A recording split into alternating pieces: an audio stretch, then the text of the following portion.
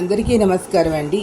బాచీరావు ఏఏ స్కూల్కి వెల్కమ్ అండి. ఈరోజు కరెంట్ అఫైర్స్ తీసుకున్నట్లయితే మనకి అవినీతి మీద 180 దేశాలలో ట్రాన్స్పరెన్సీ ఇంటర్నేషనల్ ప్రచురించిన జాబితాలో భారత్ 93వ స్థానంలో ఉంది. భారతదేశ జీడిపికి కనీసం 3% నష్టం వాటిల్తోంది కేవలం అవినీతి మూలకంగానే. ప్రపంచ బ్యాంక్ అంచనా ప్రకారం 2019 గ్లోబల్ ఫైనాన్షియల్ ఇంటిగ్రేషన్ సంస్థ నివేదిక ప్రకారం కూడా ఇండియాలో 10 ఏళ్ల నుంచి కూడా గత 10 సంవత్సరాల నుంచి $8,300 కోట్ల అవినీతి పరుల వల్ల నష్టపోయింది అనేది. అంటే 10 మందిని భారతీయులు ఏదో చెప్పిన సర్వే ప్రకారంగా అవినీతి అనేది జరుగుతున్నది అనేది ఇక్కడ గుర్తుపెట్టుకోవాల్సినటువంటి విషయం. 140 కోట్ల జనాభా ఉన్నటువంటి భారతదేశం ఇండియాలో భారత్లోని ప్రతి ఏటా కూడా ప్రభుత్వ ప్రొక్యూర్మెంట్ కోసమే జీడిపిలో 20 నుంచి 22% వెచ్చిస్తోంది అనేది ఇక్కడ పాయింట్ గుర్తుపెట్టుకోండి.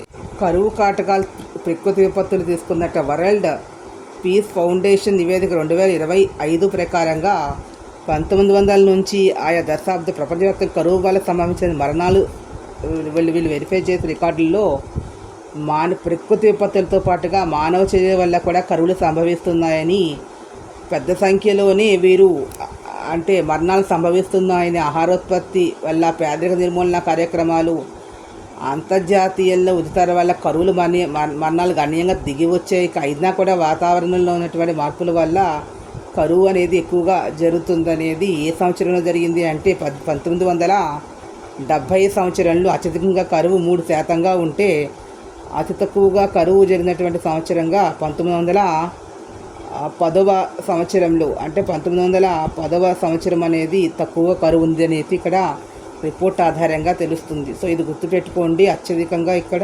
73% ఉండి అత్యల్పంగా 0.3% 1910వ సంవత్సరంగా ఇక్కడ నోట్ చేసుకోవాలి. అదేవిధంగా మూడవది పాయింట్, పురపాలక ఘన వ్యర్థాల్లో వస్త్రాలది భారతదేశంలో ఎన్నో స్థానం అంటే 3వ స్థానంగా ఉంది. భారతదేశంలో వ్యర్థాల్లో 78 లక్షల టన్నులు వస్త్ర వ్యర్థాల పోగుపడుతున్నట్టుగా రిపోర్ట్ ఆధారంగా తెలియవస్తోంది. పాత దుస్తుల్లో 40% మనం రీసైక్లింగ్ అనేది చేయవచ్చు. అంటే గృహాల నుంచి ఉత్పత్తి అయ్యేటటువంటిది 41 దాకా దుస్తులను అంటే 1 or 2 times వేసుకుని పారవేస్తున్న దుస్తుల శాతం 41గా ఉంది. పట్టణ ప్రాంతాల గృహాల నుంచి వచ్చే పాత దుస్తుల్లో 55-70% వాటిని బహిరంగ ప్రదేశాల్లో వదిలేస్తున్నారని. కాటన్ అనే దాన్ని బయోడిగ్రేడబుల్ అనేది చేయవచ్చు.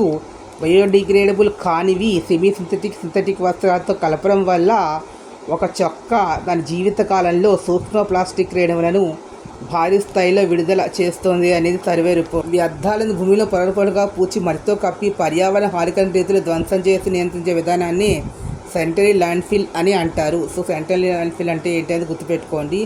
ఈ శానిటరీ ల్యాండ్ఫిల్ వల్ల మనం ద్రవఘన వ్యర్థాలను డబ్బా సంచిలో పెట్టడం, ప్రాథమిక స్థాయిలోని పాత దుస్తులు సేకరణ చేయడం అనేది సులభంగా ఉంటుంది కదా. దాన్ని రీసైక్లింగ్ చేసి దాని నుంచి మనకి శానిటరీ ప్యాడ్లు, దుప్పట్లు, క్యారీ బ్యాగులు, వాటిని కొత్త వస్తువులను మనం దాని నుంచి తయారు చేయవచ్చు రీసైక్లింగ్లో భాగంగా. కాబట్టి సర్క్యులర్ ఎకానమీ మీద ప్రజల్లో అవగాహన కల్పించడం వల్ల సుస్థిర వ్యర్థాల నిర్వహణలో మనకి స్థానిక సంస్థ సహకారం వల్లే ఇండియాలో నెట్ జీరో లక్ష్యాన్ని చేరుకోవచ్చును. కాబట్టి ఈ రీసైక్లింగ్ ప్రాసెస్ మీద అవగాహన ఉండాలి. అన్నీ కూడా ఒక సంచిలో పెట్టి ఇవ్వడం అనేటటువంటిది ఈ సర్క్యులర్ ఎకానమీ అనేది కూడా ఇంపార్టెంట్, గుర్తుపెట్టుకోండి.